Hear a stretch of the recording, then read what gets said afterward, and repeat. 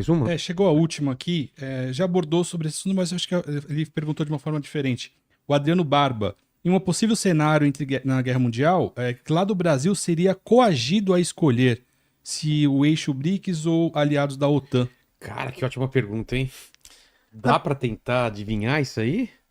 na minha concepção, o Brasil vai fazer, até porque não é política de governo, é política de Estado, o Itamaraty, a gente vai tentar adotar uma política de neutralidade. Como a gente, excetuando, claro, na Segunda Guerra Mundial, né? Mas, de novo, o contexto geopolítico era completamente diferente. Acho que hoje a gente se posicionaria em favor de uma tentativa de resolução pela paz. Por exemplo, o Brasil, surpreendentemente, tá? Não sei se vocês sabem, o Brasil condenou a invasão da Rússia à Ucrânia. O Brasil na ONU fez uma condenação. Só que a gente fala assim, ó, a Rússia está errada. Só que, como que a gente vai resolver esse conflito? É a partir de sanções unilaterais? É apoiando a Ucrânia com armamentos, equipamentos? Não, tem que ser a partir da mesa de negociações. Porque isso é a postura do Brasil. O Brasil é conhecido na diplomacia internacional por ser um país apaziguador. Tanto que o Brasil coloca que um dos argumentos para ele fazer parte do Conselho de Segurança Permanente da ONU é justamente essa política que a gente tem. A gente fez política de aproximação entre Irã e Estados Unidos. Na questão agora entre Venezuela e Guiana, acerca de Essequibo, o Brasil também tentou ser, não muito bem sucedido, né? Mas tentou ser o mediador da situação, entende? Então acho que o Brasil, ele ficaria no famoso em cima do muro e tentaria apoiar algum tipo de resolução pela paz. A gente não daria apoio declarado nem à Rússia, nem a... no caso da Rússia e Ucrânia, né? Possivelmente, né? Não daria apoio declarado, né? Nenhum dos dois lados aí. Mas poderia ter alguma coisa que forçasse o Brasil a escolher um lado. O que poderia ser? Então, ó, quando você considera que a Rússia é o agressor contra a Ucrânia, Tá.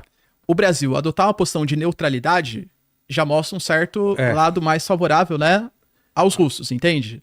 Mas pra diplomacia, a gente não compraria pra nenhum dos dois lados. Se obrigasse a gente, vai, Brasil, tem que escolher um dos dois lados agora. Você vai ter que, sei lá, declarar apoio militar. Se você não apoiar a Rússia ou não apoiar a Ucrânia e Estados Unidos com tropas, você vai ser invadido por um dos dois lados.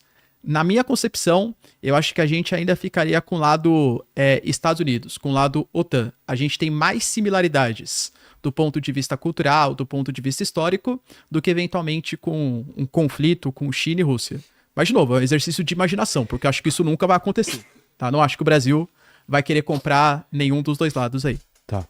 Júlio, pergunta boa aí. Vamos fazer um exercício de futurologia aí. Vamos lá, jogar as cartas aqui. É o seguinte, de acordo com o que a gente fez, né, como que a gente se comportou nas últimas duas ocasiões, realmente o Brasil tem uma postura de longa data, né, de apaziguamento, de procurar uma solução rápida para voltar ao status quo antebellum, ou seja, voltar ao status ao estado que existia antes do primeiro tiro do conflito, né? Resolver o conflito de forma indolor. A gente tenta ser realmente um elemento, inclusive, de união, né, de diálogo, de fazer a ponte entre as duas partes que estão ali em conflito, tá? Mas, o que pode levar a gente a tomar um lado? O que pode levar a gente a tomar um lado é o fato de que nós somos um país economicamente dependente também de estímulos estrangeiros, não somos uma potência militar expedicionária, não somos, temos aí uma força de guarda territorial, mas expedicionária, nossas capacidades são ridiculamente pequenas, assim. Inclusive, vão me criticar muito que eu usei ridiculamente pequena, mas factualmente me mostra que eu estou errado, tá? É muito pequeno a capacidade brasileira de deslocamento para o estrangeiro. Ou seja, nós não temos capacidade realmente de ser Decidir uma uma guerra. ameaça para alguém, de ser uma ameaça assim, militar para alguém que está distante da gente, tá? É, o que acontece? Vai depender muito de como os Estados Unidos nos encaram como peça fundamental do seu esquema de ação, tá? Existe um conceito, que é um conceito antigo, que é o conceito de defesa hemisférica. E esse conceito é norte-americano, isso vem lá do Pentágono, vem das escolas de guerra dos Estados Unidos. Isso basicamente diz que o continente americano é uma zona de influência norte-americana e em cenário de conflito extenso, de conflito hemisférico ou global, os Estados Unidos devem poder usufruir de todas as bases continentais para o seu plano de vitória. O que vai colocar o Brasil numa posição de pressão, como colocou em 1940, 41 e 42, né? Para escolher um lado. E o Brasil escolheu um lado, claramente. Os Estados Unidos, é vocês aí, tá? Somos amizade eterna, nós dois aqui. Então, o Vargas enxergou muito bem a situação, conseguiu tirar proveito econômico da situação, inclusive, né, de que os Estados Unidos dependiam do território brasileiro para atingir a vitória que eles queriam.